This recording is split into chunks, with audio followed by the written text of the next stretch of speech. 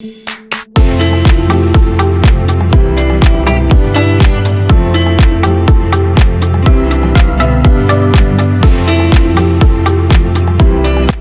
most common place that leaks happen in a house is in the toilet.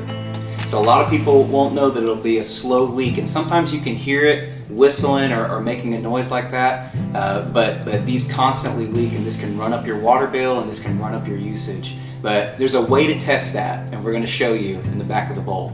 Now this toilet is working correctly, but if you want to check to see if there's a leak in this toilet, it's very simple.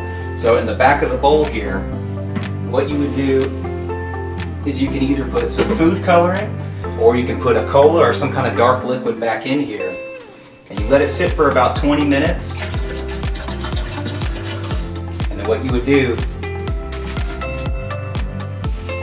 is come and check in the bowl to see if any of it seeps in there. If the water's clear after 20 minutes, you know it's probably okay. But if you come back and you see some dark liquid coming in there, then you know you might have a leak.